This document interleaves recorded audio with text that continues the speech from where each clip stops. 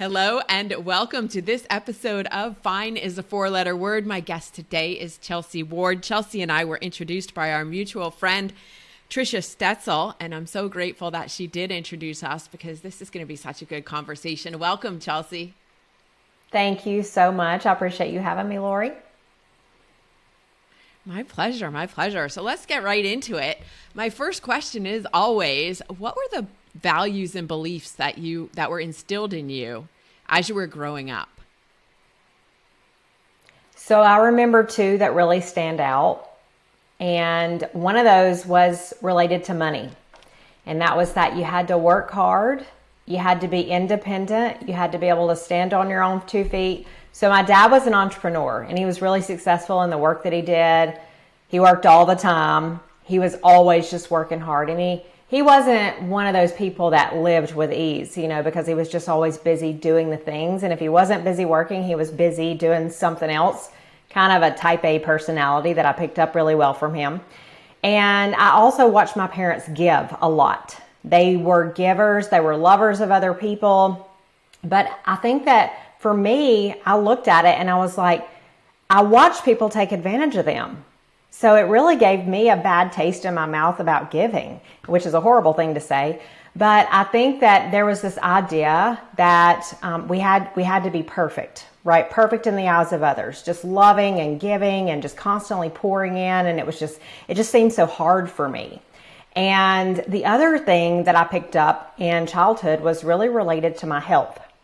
And that was that I was going to get everything passed down from generation to generation. It didn't really matter. My grandmother actually looked at me one day and she said, "Child, you get everything that is in our family line." And you don't really think about it as a child, but you kind of like take that in and you own it. And that's exactly what I did. Mm-hmm. So I expected to get sick. So every time a cold came around or every time a flu came around or, my grandmother had diabetes and I ended up with blood sugar issues at age 7, right? So all of these things, constipation, hormone issues, everything that came down the family line. And I did that until I was literally sick in almost every organ system of my body.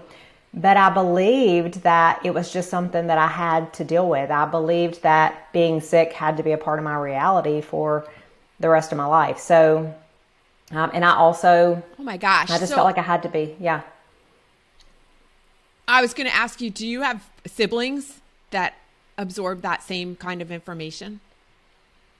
It's really interesting to see the difference. And I think it has to do with probably me being the oldest and feeling like I had to take responsibility for everything and everything was mine and I owned it. My sister's a lot more carefree. Like she doesn't care about what other people think. She never cared about any of that. And I can see some of the same tendencies, but no, she's more, because everybody took care of her. She was kind of babied. She just kind of carries that into adulthood more. Okay. Interesting. It's, again, people, parents, society, teachers don't necessarily realize what they're saying, or they realize what they're saying, but the way we interpret it is so different. It may be very different than the way they intended it, but our little minds just absorb and process. Yeah, absolutely. Just fear, constant fear is what I grew up with. Fear that I wasn't perfect enough or fear that I would be criticized or, and I think that's some of the things that going into adulthood, we don't realize we got to do some serious work to erase those things. Mm-hmm. Yeah. Now, and they were things that you absorbed, but were they, so the thing about the health, obviously she was telling you that you are a conduit for all of this stuff through the family. What about you have to be perfect, you have to do everything right? Was that something that was outwardly said to you, or was that something that you assumed? Again, I think as firstborn, we tend to do that because we have, I don't know, firstborn has that tendency of everything has to be right and we have to be a good example for everyone. Yeah. I think it's something that as a child, your small mind just can't comprehend it. And you really create your own interpretation of a lot of these things. So I don't know that it was necessarily said, but when we walked out of the house, my mom wanted us to be perfect. If there was ever anything going on in the home, then we were to put on this perfect face and pretend that everything was fine.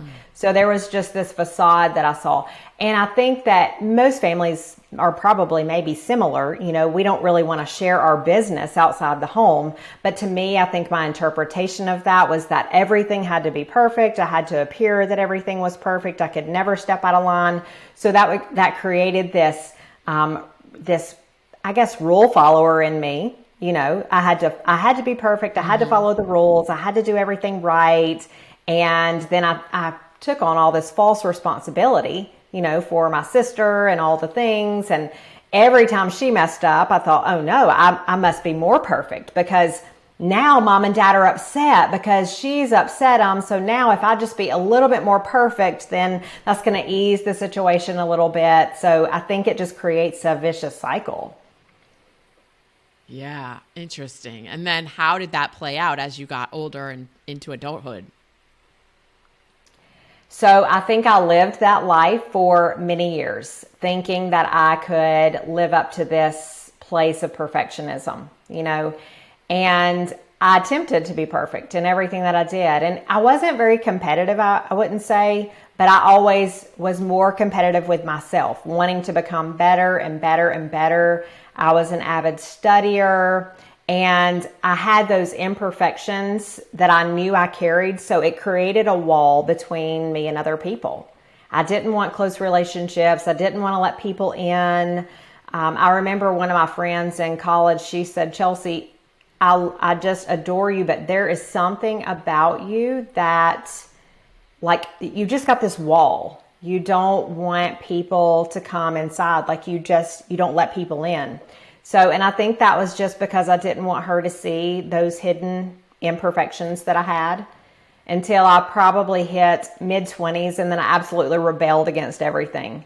I started doing everything I could to, oh yeah, I wanted to prove life was on my own terms, right? So I wanted to make sure I was living my life to my standards and not the world's standards. So I became quite a party animal. What flipped that switch?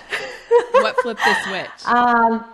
I think, you know, it probably wasn't even my mid-20s. It was probably really earlier than that. I would say before I was even 20, because I moved out of my home and I realized, hey, this home, these rules that I've been living under, like, they don't have a hold of me anymore.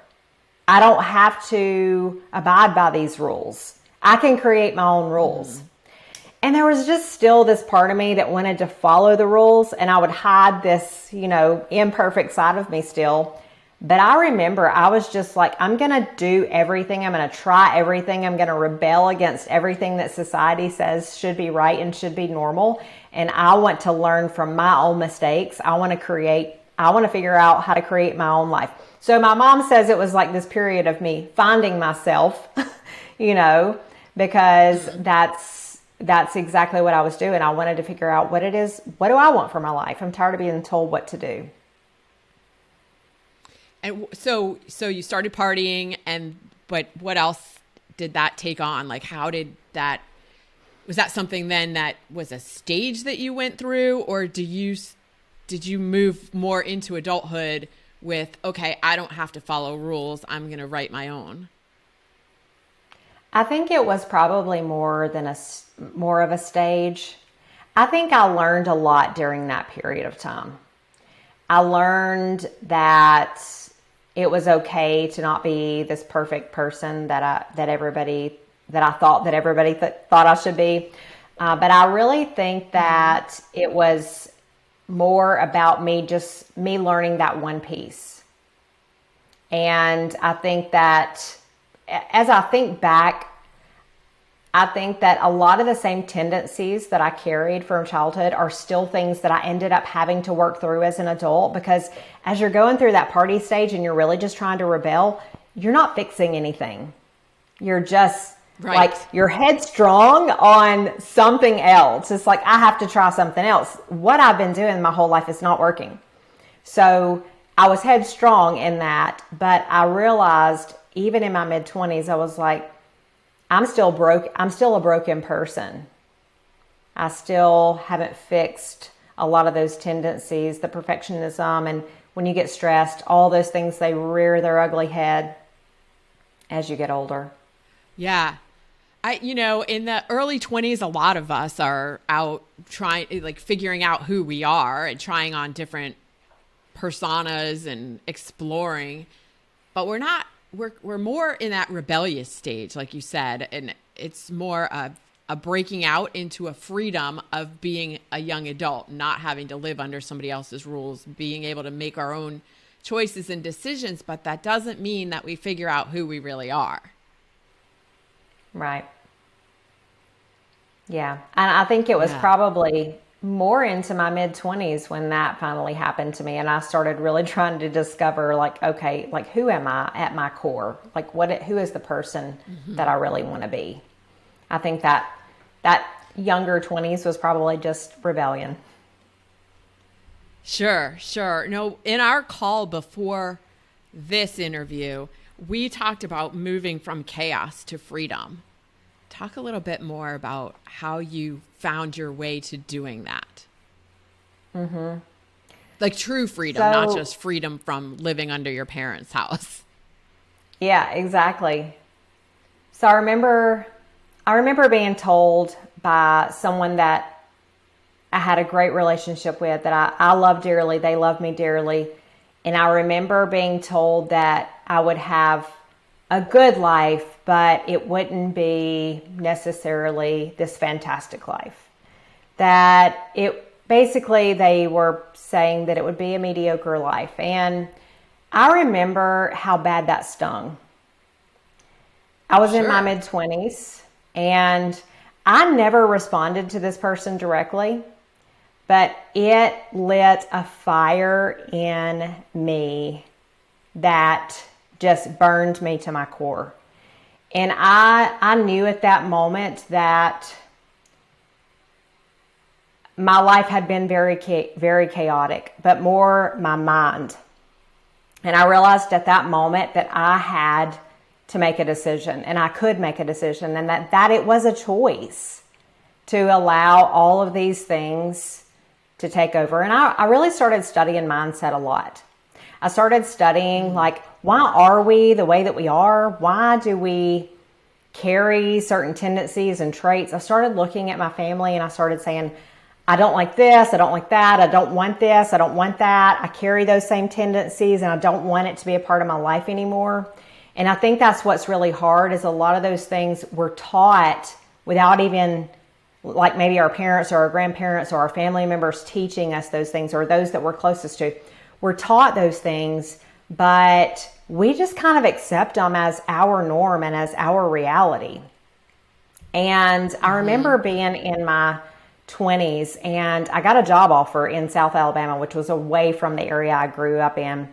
And my husband and I had a talk and decided that we would take the next best opportunity in life. And we did. We jumped on that and we ran with it.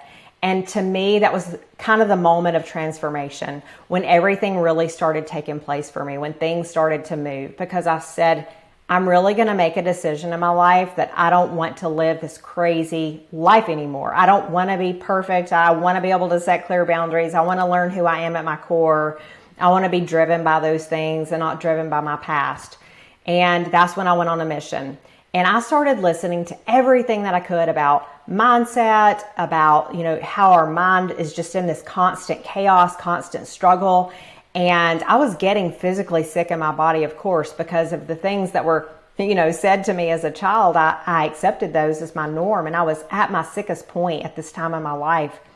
But I think it was that transformation in my mind that actually allowed me to start healing in my physical body, because I realized at that moment, as I listened to people say, you can have anything you can believe for, that actually started to become my reality. And I realized, hey, maybe this is true.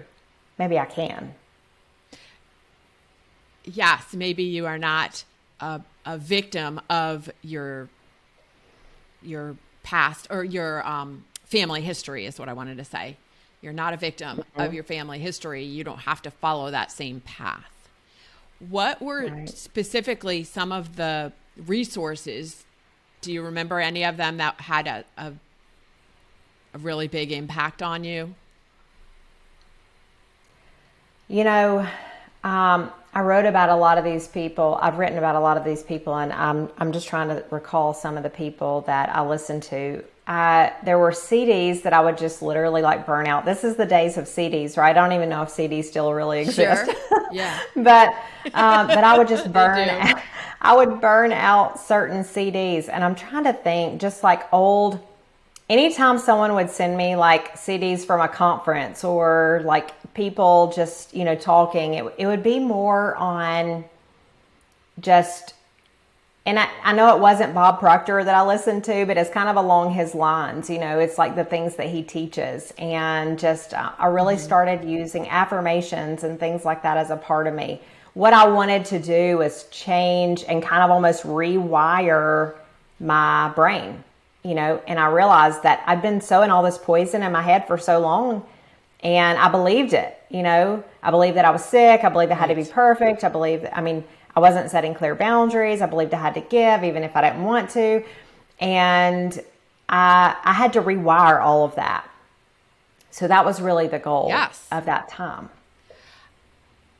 I love that you said rewiring the brain, because I love talking about the fact that that's actually what we're doing. That's what was done when we're children. Our brains are wired a certain way through beliefs and teachings, and we have the ability to rewire them.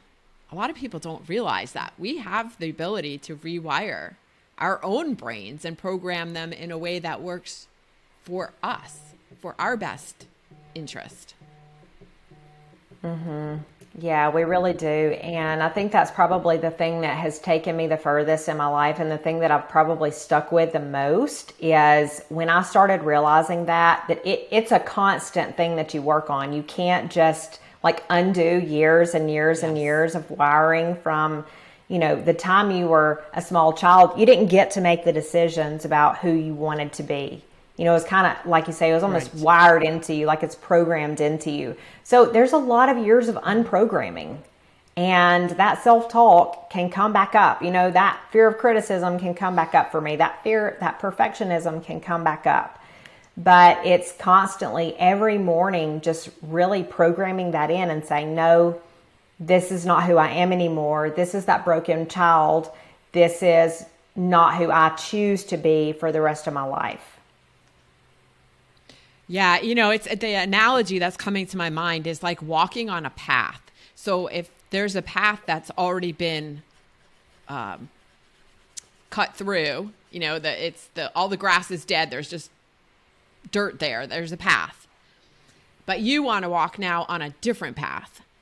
But you have to keep walking on that path to wear it down so that it becomes the more popular way to go, let's say.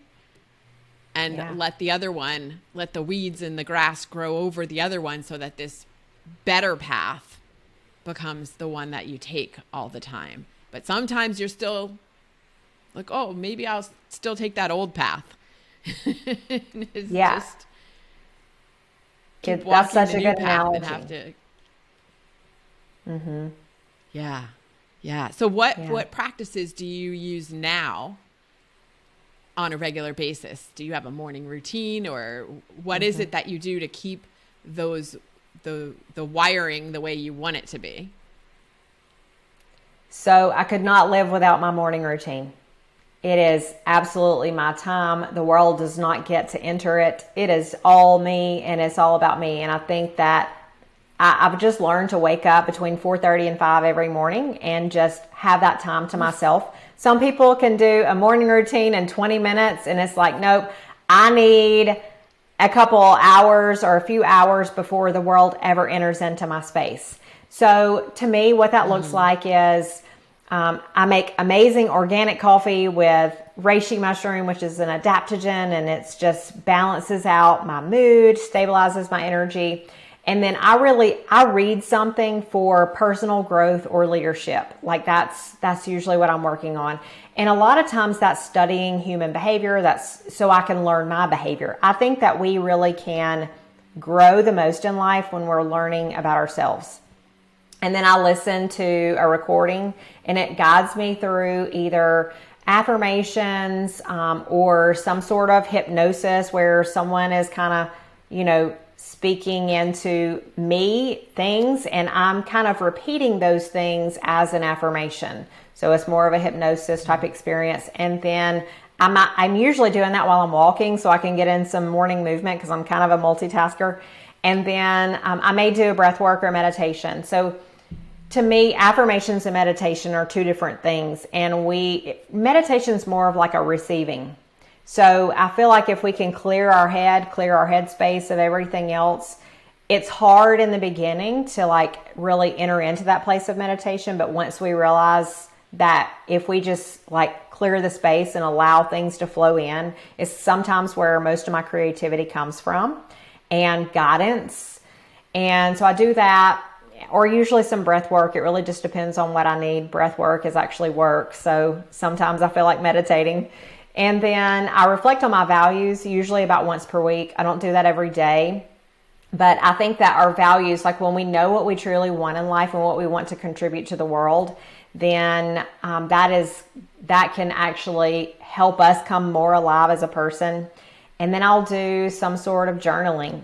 So I actually put down journaling for a little while, and I realized that journaling really fuels me because it allows me to reflect back. So just yesterday, I reflected on a year ago, October 4th, and yesterday was October 4th. So like I reflect back on those times and I'm thinking, what was I going through at this time in my life? And it's just so amazing to see the growth, or that I could be in a very similar place. So that's kind of a random thing that I do though. And then I do some sort of movement, and that really depends on my energy level. Sometimes that's walking, sometimes yoga, sometimes weight training. And I just let my body kind of speak to me and tell me what it needs for the day and go with it. Nice. What, just thinking through this here, because there was we're going to edit this part, but you told me about an experience that you went through in your career that triggered or led you to start doing this work on yourself. Mm-hmm. Do you want to talk about that? Yeah. So I ended up... Uh-oh, and now I'm not hearing you. Oh. Hang on. What's happening?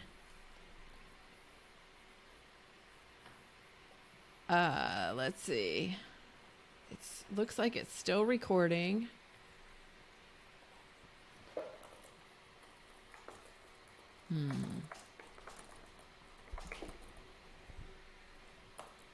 I am not hearing your audio. I still see you. I don't see you. I see you talking, but I hear you. And I don't hear anything. Oh no. Oh, let me and it's not coming through on the, it doesn't register on the. Let me see if I can go back to those settings. Maybe change to the computer microphone. I wonder why it's not.